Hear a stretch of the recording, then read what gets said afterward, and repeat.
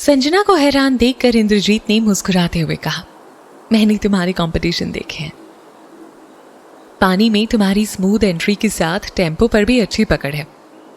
तुम बेहतरीन तरीके से पानी के छींटों को कंट्रोल करते हुए अपनी फ्रीक्वेंसी बनाए रखती हो। हैरान होने की जरूरत नहीं है, तुम मेरी पहले भी अच्छी स्टूडेंट थी और अब भी हो। उनकी बातें सुनकर संजना नर्वस होने लगी। पहली बार उसे प्रोफेशनल गाइडेंस मिली थी। इंद्रजीत ने अपनी बात जारी रखते हुए कहा, सिर्फ जिस तेजी से तुम टर्न लेती हो वो जरूरत से ज्यादा धीमी है और तुम्हारा पोस्चर भी ठीक नहीं है। तुम्हें अच्छी गाइडेंस की जरूरत है। तुम बहुत ही अच्छी स्विमर हो और तुम्हारा टैलेंट बर्बाद नहीं होना चाहिए। मैंने तुम्हारी काबिलियत को देखकर ही हाँ कहा है। संजना की आंखों में आंसू थे, खुशी के आंसू। वो खुलकर रोना चाहती थी, लेकिन खुद को कंट्रोल करते हुए उसने जल्दी से कोच के सामने झुककर कहा, कोच, मैं आज से आपसे ही सीखूंगी। वादा करती हूं आपको निराश नहीं करूंगी। कोच को जानने के बाद अगला कदम उसे अपनी ताकत को पहचानना था। संजना पूल के साइड में बनी डाइविंग प्लेटफॉर्म पर खड़ी होकर पूल को देखने लगी।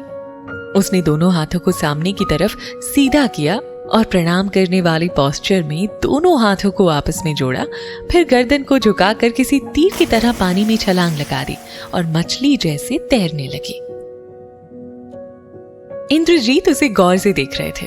वो समझ गए कि उन्हें एक अच्छी स्टूडेंट मिली है। वो शुरू से ही एक स्टूडेंट को सिखाना चाहते थे। संजना उनके लिए बेस्ट चॉइस थी और वो इस बहाने किसी का एहसान भी चुका सकते थे। जब संजना 100 मीटर के निशान पर पहुंचकर वापस मुड़ी तो ट्रेनर इंद्रजीत कंफ्यूज हो गए। उसके टर्न लेने में बड़ी प्रॉब्लम थी। भले ही एक आम इंसान इसमें फर्क ना कर पाए, लेकिन एक एक्सपीरियंस्ड कोच की एक नजर इस गलती को पकड़ने के लिए काफी थी। उन्होंने मन ही मन गुस्से में कहा, इसका पहले वाला कोच कर क्या रहा था? किस्मत से संजना ने बेसिक्स बहुत अच्छे से सीखे थे और गलतियों को सुधारने का भी उनके पास पूरा चांस था। 200 मीटर की स्विमिंग खत्म करके संजना अपनी स्टार्टिंग पॉइंट पर वापस आ गई। ट्रेनर इंद्रजीत पूल के पास घुटनों के बल बैठकर बोले, जिस पोस्चर में तुम पहले घूमती और पलटती हो वो ठीक नहीं है, क्योंकि तुम पतली हो, तुम्हारे हाथ पैर भी पतले हैं, तो उसके साथ तुम्हें अपनी ताकत को कंट्रोल करना चाहिए ताकि तुम टर्न लेने के बाद फौरन आगे निकल सको। वो बहुत डिटेल में अपनी बात समझा रहे थे और संजना भी उनकी बातें ध्यान से सुन रही थी। उनकी स्ट्रिक्ट इंस्ट्रक्शंस सुनकर उसे बहुत प्रेरणा मिली। वक्त जल्दी बीतता गया। संजना को करण को स्विमिंग सिखाने जाना था। अगर उसे ट्रेनिंग और करण में से किसी एक को चुनना पड़ता तो वो बेझिझक ट्रेनिंग चुनती। जब ट्रेनर इंद्रजीत संजना को फिक्स्ड ट्रेनिंग शेड्यूल देने वापस आए तो उन्होंने उसे टॉवल लपेटे हुए कुर्सी पर बैठे पाया। उसके चेहरे पर परेशानी साफ नजर आ रही थी। उन्हें लगा कि शायद वो अपनी टर्न के मुद्दे को लेकर परेशान है और अभी ट्रेनिंग करना चाहती है। वो संजना के पास आकर बोले, वैसे तो ट्रेनिंग बहुत जरूरी है, लेकिन इसका मतलब ये नहीं है कि तुम ज्यादा ट्रेनिंग करके बेहतर हो जाओगी। संजना ने धीरे से घबराते हुए कहा, मुझे पता है कोच, मैं बस थोड़ा आराम कर रही हूँ क्योंकि मुझे बाद में एक प्राइवेट कोचिंग देने जाना है। वो हिचकिचा रही थी। उसे लगा शायद कोच इंद्रजीत भी उसे मोहिंदर की तरह डांटेंगे और सोचेंगे कि वो ट्रेनिंग पर ध्यान देने की बजाय पैसे कमाने के बारे में सोच रही है। लेकिन उसे ये देखकर हैरानी हुई कि कोच इंद्रजीत बिल्कुल नाराज नहीं हुए, बल्कि उन्होंने उसे एनकरेज करते हुए कहा, गुड, अच्छे से सिखाओ। संजना ने चौंक कर कहा, आप नाराज नहीं हैं कोच? कोच इंद्रजीत ने कंफ्यूज होकर उससे पूछा, नाराज क्यों? मैं क्यों नाराज होऊंगा? क्योंकि तुम दूसरों को सिखाने की फीस ले रहे हो। कंपटीशन का एम होता है सक्सेस, लेकिन उसका असली मकसद होता है लाइफ में सक्सेस पाना। सभी नदी के रास्ते समंदर तक पहुंचने के अलग अलग रास्ते होते हैं, लेकिन पहुंचकर सभी समंदर ही हैं। दूसरों को सक्सेस होने में मदद करके भी तुम खुद को आगे बढ़ा सकते हो। अपनी बात कहकर इंद्रजीत वहां से चले गए। आज उसके कोच ने उसे बताया कि उसके पलटने की टेक्निक काफी लंबे वक्त से एक जैसी थी। इसे वो एकदम से नहीं बदल सकती थी। उसे इसमें सफल होने के लिए वक्त की जरूरत थी। उसने सोचा, क्या ये प्रॉब्लम बिल्कुल करण की वाटर वर्टिको जैसी नहीं है?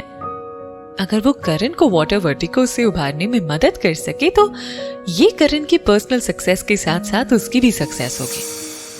अब करण को कोचिंग देने की बात उसे इतनी बुरी भी नहीं लग रही थी। उसने सोचा, इसके अलावा उसने नीना ग्रोवर से भी तो वादा किया कि वो करण को वाटर वर्टिगो से उभरने में अच्छे से मदद करेगी। संजना को कई दिन बाद एक सुकून सा महसूस हुआ। आखिरकार उसे अंधेरे में रोशनी दिखाई दे रही थी। उसे अब पूरा यकीन हो रहा था कि वो करण का वाटर वर्टिगो ठीक करने में कामयाब हो जाएगी। संजना का मूड आज खास तौर से अच्छा था। पिछली हर बार की तरह वो बोरिंग नहीं लग रही थी। उसने ट्रेनिंग हॉल के सामने वाली दुकान से 2 चॉकलेट भी खरीदी। ट्रेनिंग हॉल में करण पहले की ही तरह बिना कपड़े चेंज किए बीच चेयर पर बैठा हुआ था, लेकिन आज वो बैठे बैठे फोन में कुछ कर रहा था। उसके एक्सप्रेशन अभी भी पहले जैसे ही अजीब थे। ट्रेनिंग हॉल में मौजूद स्टाफ उससे दूर रहने की पूरी कोशिश कर रहे थे।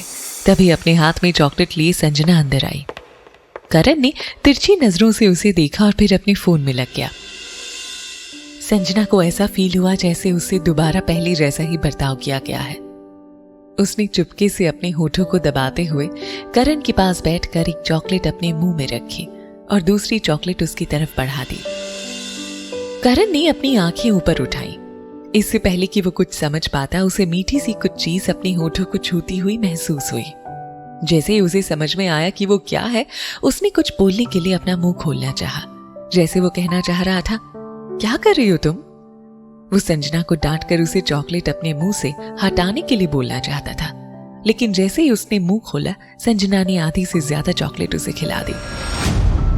चॉकलेट का मीठा टेस्ट उसके पूरे मुंह में फैल गया और करण का चेहरा गुस्से से लाल हो गया। उसने बाकी बची हुई चॉकलेट संजना के हाथ से छीनकर उसे साइड में रखी कॉफी टेबल पर फेंकते हुए कहा, तुम्हें मुझे ये खिलाने की परमिशन किसने दी? उसके चेहरे से साफ झलक रहा था कि वो इस वक्त बहुत गुस्से में है। करण का गुस्सा देखकर स्टाफ धीरे से वहां से जाने लगा, लेकिन संजना को बिल्कुल भी डर नहीं लगा। उसने मुस्कुराते हुए कहा, स्विमिंग से पहले मीठा खाने से तुम्हारा शुगर लेवल स्टेबल होगा, जिससे तुम्हारी बॉडी अच्छी कंडीशन में रहेगी और तुम बिल्कुल एक मछली की तरह तैर पाओगे। मिसेस ग्रोवर ने कहा था कि उसे मनाना पड़ेगा, इसलिए वो उसे एक छोटा सा जिद्दी स्टूडेंट समझकर उसे मनाने की कोशिश करने लगी। करण को इतने सालों से जानने की वजह से संजना को उसके गुस्से के बारे में भी पता था।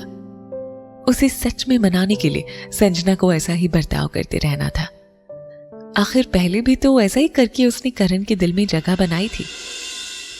संजना को मुस्कुराते हुए देख करण गुस्से से आग बबूला होते हुए खड़ा हुआ और बोला, किसने कहा कि मैं पानी में जाने वाला हूं? अगर तुम पानी में नहीं जाओगे तो तैरना कैसे सीखोगे? संजना ने एक सवाल से ही उसके सवाल का जवाब दिया। इससे पहले कि करण कोई जवाब दे पाता, संजना खुद बोलने लगी, क्या तुम ये कहना चाहते हो कि तुम सीखना नहीं चाहते? क्योंकि कॉन्ट्रैक्ट तुम्हारी माँ ने साइन किया था, इसलिए तुम्हें सिर्फ यहाँ आकर अपनी शक्लें दिखानी थी। लेकिन क्या तुम्हें नहीं लगता कि तुम चाइल्डिश बिहेव कर रहे हो? मुझे अभी भी ऐसा लगता है कि तुम्हें सीखना चाहिए। स्विमिंग अपने आप को बचाने का एक तरीका है। किसे पता किसी दिन कोई बाढ़ या सुनामी आ जाए और तुम अपने आप को बचा पाओ। करण ने संजना की तरफ देखते हुए कहा, आज तक तो मुंबई में कोई बाढ़ या सुनामी आई नहीं। संजना ने हकीकत बताने के अंदाज में कहा, मैं तो तुम्हें एक एग्जाम्पल दे रही थी, लेकिन मतलब अभी भी यही है कि स्विमिंग सीखना अच्छा है। करण ने संजना की बात पर सहमति ना दिखाने के अंदाज में उसे देखा। ये देखकर कि मनाने से काम नहीं चल रहा है, संजना ने अपनी आंखें घुमाते हुए कहा, कितने अड़ियल हो तुम। मुझे लगता है कि तुम पानी में जाने से इसीलिए मना कर रहे हो क्योंकि तुम्हारी बॉडी में बहुत फैट है और तुम्हें डर है कि इसे देखकर दूसरे लोग तुम्हारा मजाक उड़ाएंगे। ठीक कहा ना मैंने? करण ने और भी बुरी तरह से संजना को घूरते हुए कहा, मेरी बॉडी में फैट है या मसल्स, क्या इसके बारे में तुमसे बेहतर कोई और जानता है? क्या तुम दोबारा ट्राई करना चाहोगी? ये सुनकर संजना खांसने लगी, जैसे वो उसकी बातों को इग्नोर कर रही थी। करण ने पहले भी उससे यही पूछा था कि क्या वो ट्राई करना चाहती है। उसकी मसल्स कितनी सॉलिड हैं, उसके लिए ये प्रूव करने का सबसे अच्छा तरीका उसके साथ एक रात बिताना है। संजना का चेहरा गुस्से से लाल हो गया। उसने चिल्लाते हुए कहा, तुम हर बार ऐसी बातें क्यों करते हो? क्या इरादा है तुम्हारा? यहाँ बस इतना ही। आगे की कहानी जानने के लिए सब्सक्राइब करें पॉकेट एफएम चैनल को और बेल क्लिक करके अगले एपिसोड का नोटिफिकेशन पाएं। लेकिन आप सारे एपिसोड अभी सुनना चाहते हैं तो डाउनलोड करें हमारा pocket FM app. Link description में है, जहां आप पाएंगे इस शो के सारे एपिसोड्स और साथ ही इसके जैसे और भी बेहतरीन शोज। तो देर किस बात की, अभी डाउनलोड करें पॉकेट एफएम ऐप।